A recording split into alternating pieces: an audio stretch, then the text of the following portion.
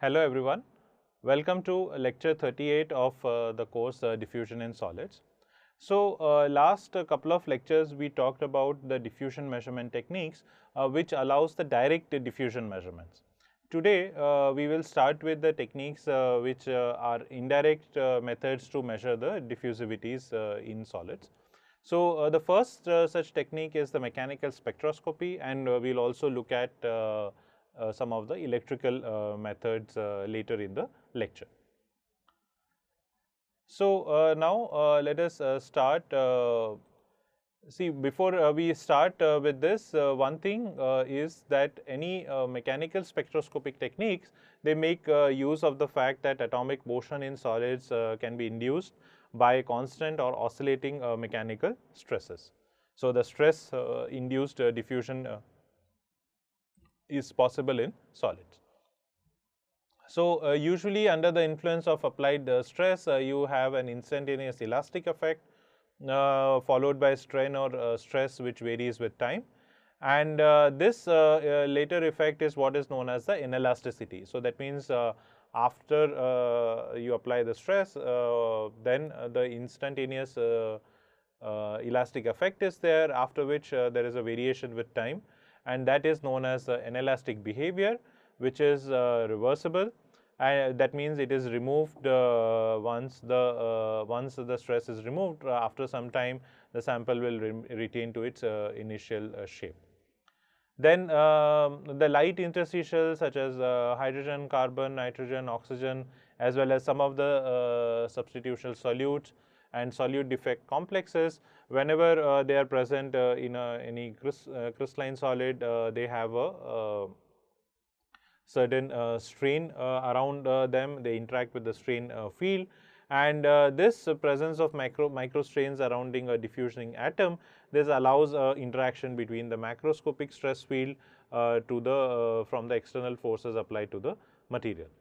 So, this stress mediated motion can cause time dependent anelastic strains that result in several types of internal friction processes. What is internal friction? We will shortly come to that. So, the relaxations can be several types. Actually, these inelastic relaxations, for example, there can be reorientation relaxation, which just involves reorientation of the point defects, which acts as elastic dipoles. These are very short range processes involving one or two atomic jumps. Then there are relaxation processes which are important for the diffusivities are Snowick relaxations, Gorsky relaxations. We will see about them in more detail. The Gorsky relaxation, for example, is produced by bending the sample which contains the defects. However, please remember that not all the relaxations are going to be diffusion related. Now, an ideal solid, it follows the Hooke's law and recovers completely and instantaneously on the removal of an applied stress. Such a solid, if you initiate a vibration, the vibration will continue forever without any damping. Of course, that is an ideal case. In the real solid, you have this behavior or the instantaneous removal of an applied stress does not allow the recovery completely. That is because of the atomic movements that are happening. So, mathematically, the simplest linear response equation that can be written for a linear solid is sigma plus tau epsilon into sigma dot is equal to mr multiplied by epsilon plus tau sigma into epsilon dot, where sigma and epsilon are the stress and strain, sigma dot and epsilon dot are strain and strain rates, mr is the relaxed elastic modulus, and tau epsilon and tau sigma are strain and stress relaxation time respectively. So, this is also schematically shown here. How you, when you apply a stress, you will have a strain which changes with time. Similarly, if you apply a strain, how the stress in response changes with time. Now, a small activity question for you, although it is not written here explicitly, but just draw this for an elastic solid, a perfectly elastic solid. how the response would look like if the solid is perfectly elastic.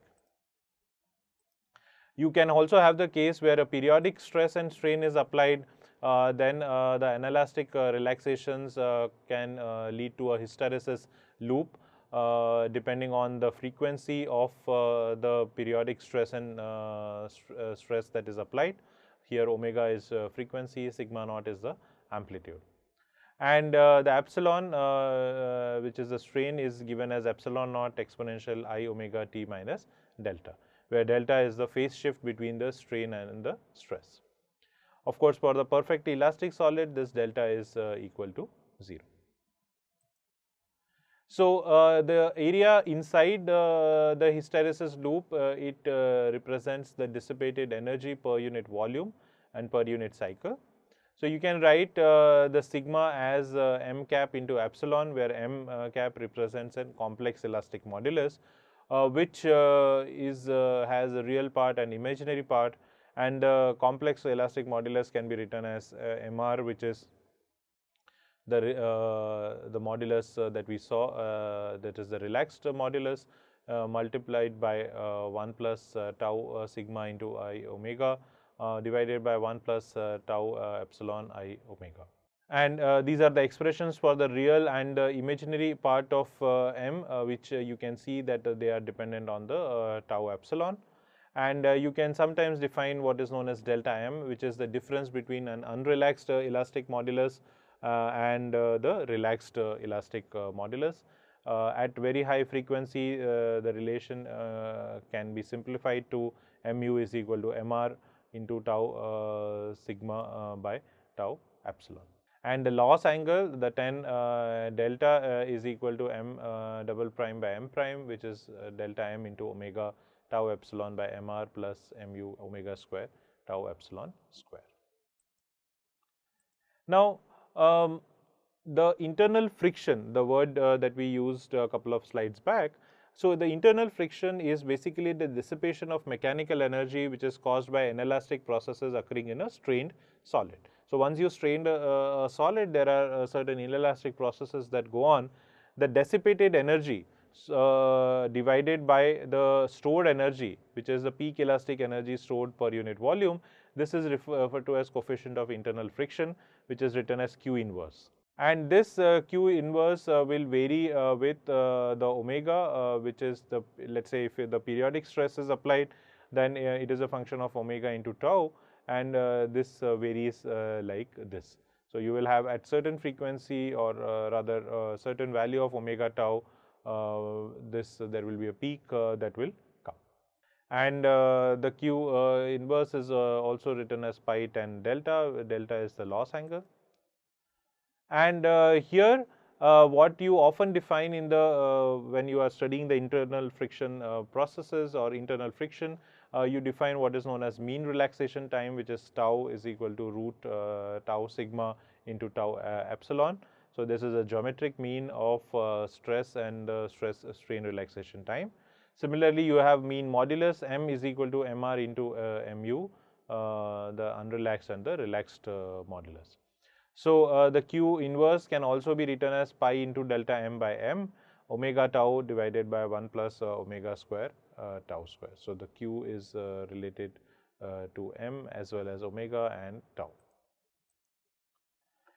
So, this pi delta m by m is called as a relaxation strength, and the Q inverse is maximum when tau omega tau is equal to 1. So, the value of Q is maximum when you have omega tau, the product is equal to 1. So, if an inelastic solid is strained periodically with the frequency omega, the maximum energy loss occurs when imposed frequency and relaxation time of the process match. So, this is what is meant. Now, the relaxation time also has a thermally activated kind of a behavior. So, the tau is proportional to exponential delta H by kBt, where delta H is the activation enthalpy, and usually in the experiments omega is kept constant and the temperature is varied. So, the delta H can be written as minus kb into d ln omega divided by d 1 by T peak, where T peak is the maximum temperature where internal friction is maximum. So basically, what we are trying to what you can measure is you can check the peak temperature, and the peak temperature if you calculate for various frequencies, then the slope of that can give you the activation enthalpy. So usually in the actual experimental devices, forced oscillations are used, which allows you to vary the frequency in a wider range, right from 30 hertz to 10 to the power 5 hertz. Now let us see one type of relaxation which is very important in terms of or in the context of diffusivities. So what is known as the Snowick effect. Snowick effect is basically the stress-induced migration of interstitials such as carbon, nitrogen or oxygen in BCC metals. So these are in the BCC metals, if you see the octahedral sites, these are the octahedral sites, X, Y and Z that are marked. Sorry, this is so yeah, you have X type of sites, you have Y type of sites, and you have Z type of site. This was first carefully studied and analyzed by the Dutch scientist Snowick. And these interstitial solutes have microstrains surrounding them, which has a tetragonal symmetry. So as well, which is lower than the cubic symmetry of the matrix. So basically, these microstrains that surround the interstitial solute, they have a tetragonal symmetry, whereas the overall lattice has the cubic symmetry. So therefore, the presence of interstitial solutes give rise to permanent elastic dipoles. Now let us look at this way. As I said, that there are three possible orientations of octahedral sites, which is X, Y and Z. Now without the external stress, all the sites are equivalent energetically. So whichever site you take, these are all energetically equal if there is no stress which is applied. So that is Ex is equal to Ey is equal to Ez. Okay. So now if you see, so again you can see that Y, these are the 4 Y sites, you have 4 Z sites, and then the 4 X sites. Okay, so your axes are X, Y and Z like that. Now if there is no stress externally applied, then Ex is equal to Ey equal to Ez, and the number of interstitial solutes also let us say are equal. Nx0 is equal to Ny0 is equal to Nz naught, which is total N naught by 3. N naught is the total number of the interstitials. Now application of external stress can disturb this equality. Let us see how.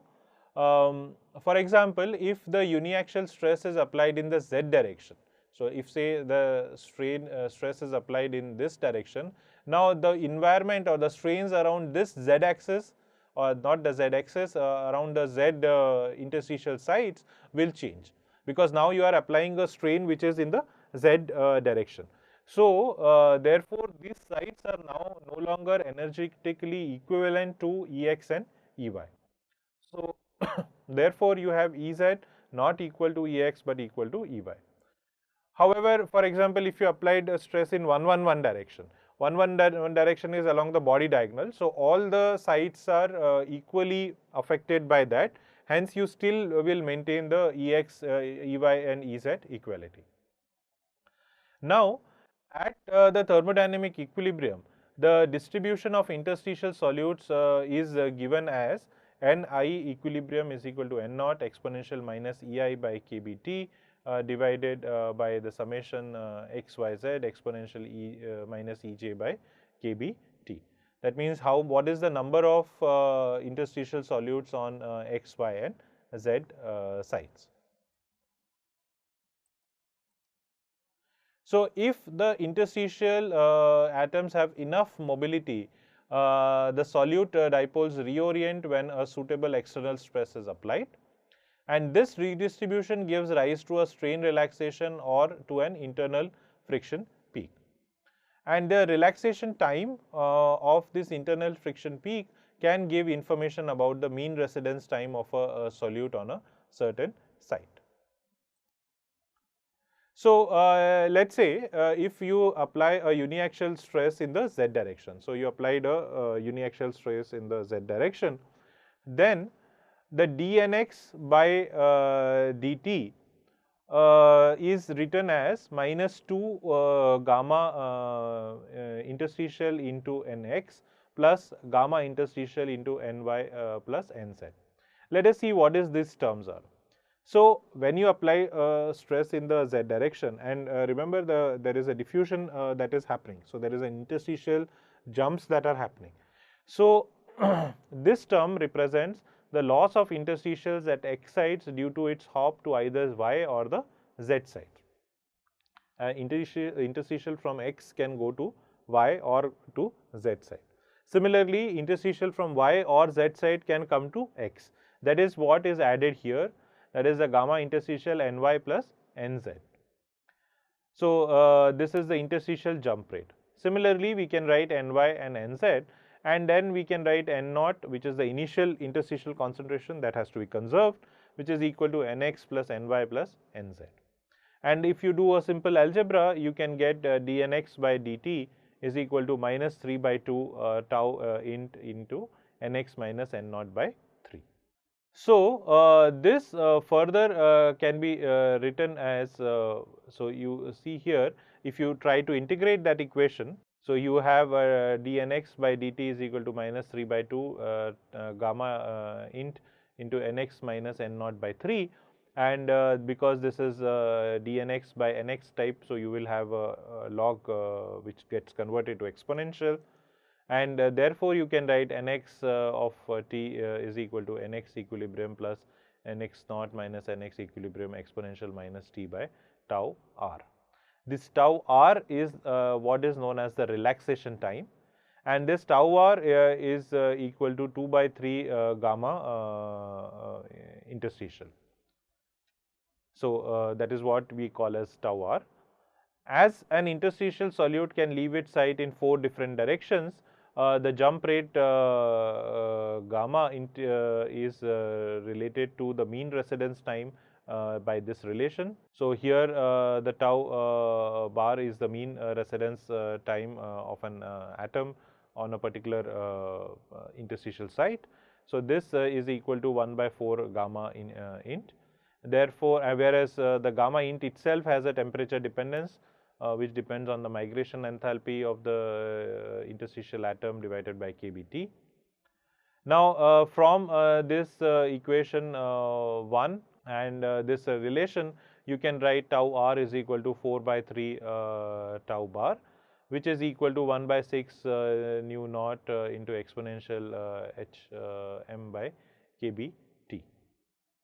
Now, from the random walk theory, we know that d is equal to 1 by 6 gamma into alpha square, and during the Snowick relaxation, alpha is a by 2, that the jump that is happening is for a distance a by 2. So, therefore, what you get is d is equal to 1 by 24 gamma int into a square. Now, if you substitute the gamma int here with this relation, or rather for this relation with tau r, you get d is equal to 1 by 36 a square by tau r. So, thus you can see that directly the Snowick relaxation time, if you can measure, then it can give you the value of the diffusion coefficients. So, it is also applicable to interstitial solutes in HCP metals, since the non-ideality of C by A ratio gives to an asymmetry in the octahedral site. Very pure and very dilute interstitial alloy must be used, and the solute-solute or solute impurity interactions could cause further complications such as broadening or shifts of the internal friction peaks. Very small diffusivities of the range 10 power minus 24 meter square can also be measured for, let us say, carbon diffusion in iron. Now, there is one activity or a thought question for you. Can Snowick effect be used to study diffusivity of interstitial solutes in FCC metals?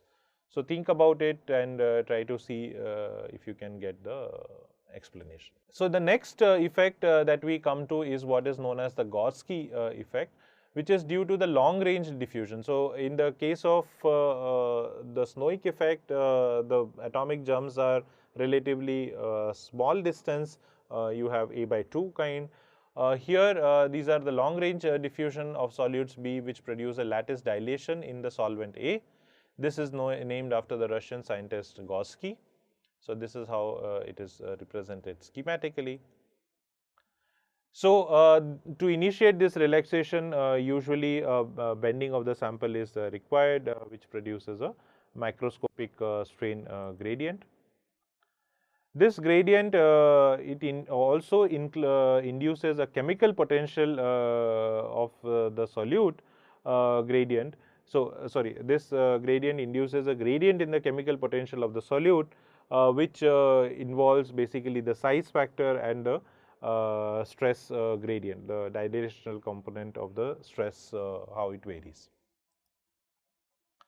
So, the solute redistribute by uphill diffusion and develop a concentration gradient. So, this redistribution of the solute or this atomic transport produces a relaxation of elastic stresses, which by the migration of solutes from the region in compression to those in dilation. So, the associated anelastic relaxation is finished when the concentration gradient equalizes with the chemical potential across the sample. So, basically what is happening is that whatever the stress that is caused, the stress relaxation occurs due to the migration or the diffusion of the solutes. So, if you have a stress strip of thickness d, the Gauss-Key relaxation time tau g is given as tau g equal to d square by pi square phi into dB, whereas dB is the diffusion coefficient of solute B, phi is the thermodynamic factor. So, tau g is macroscopic while the Snowick was microscopic in nature. So, for the known sample dimensions, absolute value of diffusivity can be obtained using this and it is detectable for high diffusion coefficients and very widely used for hydrogen diffusion in metals. So, now we come to the electrical methods for measuring the diffusivity. This is more for the ionic solids, which we will talk separately also later. So, impedance spectroscopy is used for the ion conducting materials where with negligible electronic conduction, such as ionic crystals, ion conducting glasses and oxides, where the conductivity results from the hopping motion of ions. So, the DC conductivity sigma DC is related to the diffusivity d sigma as by this relation d sigma is equal to sigma into kBT divided by n ion into q square, where n ion is the number density of the mobile ions and q is the electrical charge. So, the impedance spectroscopy, the measurements are usually made with the cells which have two identical electrodes applied to the faces of the sample. So, these are the sample, these are the electrodes, and the general approach is to apply an electric AC stimulus of frequency nu, a known voltage of current, and to observe the resulting response. So, usually the impedance spectroscopy can cover a frequency range of about 10 power minus 3 hertz to several megahertz, and this conductivity measurements are carried out with an AC bridge to avoid polarization effects at the electrode. So, the impedance, the complex impedance is again defined as Z cap equal to V cap by I cap, and you can write separately the real part and the imaginary part.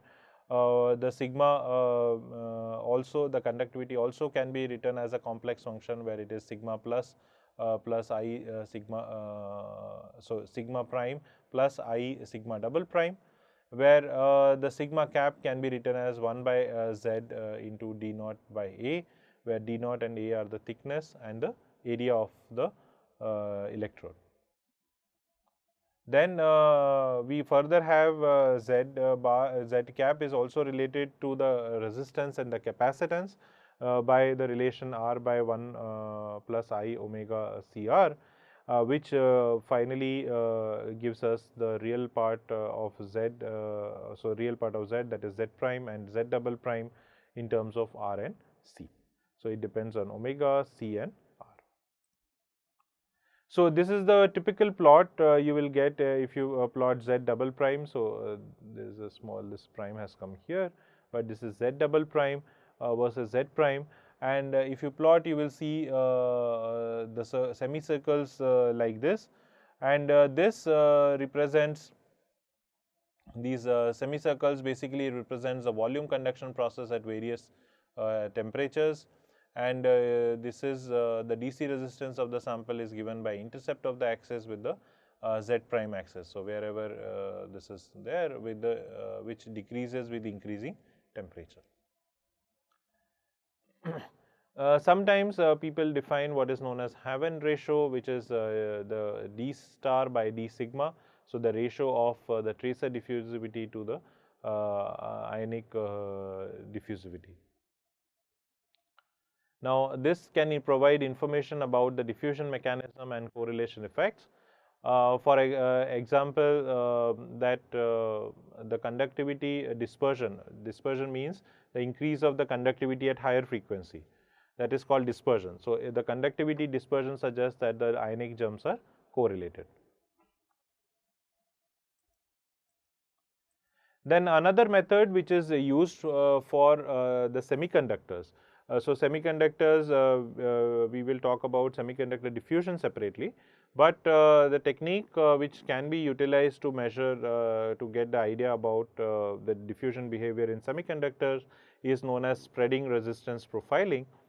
In this, so what is the principle is that the resistivity in this extrinsic domain in semiconductors is related to the concentration of electrically active foreign atoms.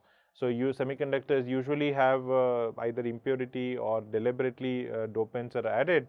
So, that the concentration of the electrically active foreign atoms is related to their resistivity. And that concentration distribution can be deduced by measuring the spreading resistance, which is abbreviated as RS.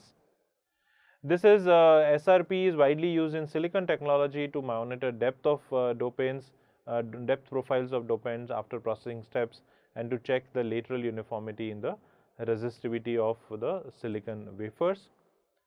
It has also been applied in basic studies of diffusion process in silicon, in germanium, and to some extent in gallium arsenide. It's a two probe technique. So, you can see the two probes here separated by a distance of approximately 100 micron, which measures the electrical resistance on semiconductors with a much higher spatial resolution than the traditional 4-point technique.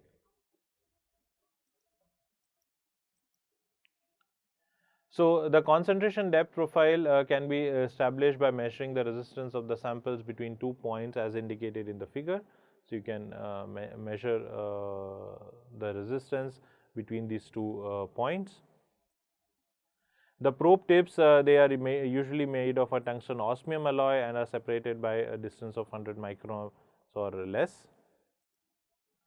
And the current between the probe spread over a small space region near the semiconductor surface, hence the name is spreading resistance. So, this current spreads over a small region, and this device is commonly operated in an automatic stepping mode with probe tip steps varying from 5 to 25 micrometers. These SRP measurements can be either performed on a cross section of the sample or for the shallow profiles on a beveled section. Basically, this SRP technique, it relies on the fact that ideal resistance of a small diameter probe is in perfect contact with the plane surface of a semi-infinite conductor is given as Rs is equal to rho by 4a, where rho is the resistivity of the semiconductor, a is the radius of the contact. And this Rs originates from the radial flow of the current from the probe tip to the semiconductor. Now, the special configuration, it ensures 80% of the potential drop occurs within a distance of 5A. So, and for a given Fermi energy level EF, the electronic concentration N can be written as Nc into exponential EF minus Ec by kBt. So, Ec is the energy of the conduction band edge, Nc is the effective density of states in the conduction band.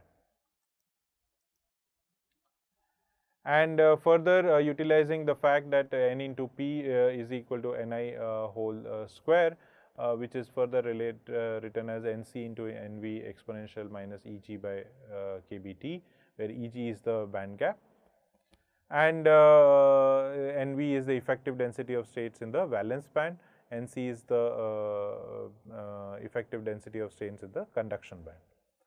And because N is related to Cx ion plus P, then you can further write resistivity 1 by rho as Q mu N into N plus Q into mu P into rho. So, the Cx ion, the concentration divided by Cx naught is written as Gx into exponential Ex minus Ef by kBt, where Ex refers to the donor level and energy of the donor level, and Gx is the degeneration factor. So, the total foreign atom concentration follows Cx is equal to Cx ion plus Cx naught. So, here just before I end, so with the concentration, with the help of the concentration, you can measure this at various, so you can obtain a concentration profile which allows you to estimate the diffusion coefficients. So, with that we will close today's lecture, and in the next class we will talk about the nuclear methods which can be used to determine the diffusion behavior in solids. Thank you.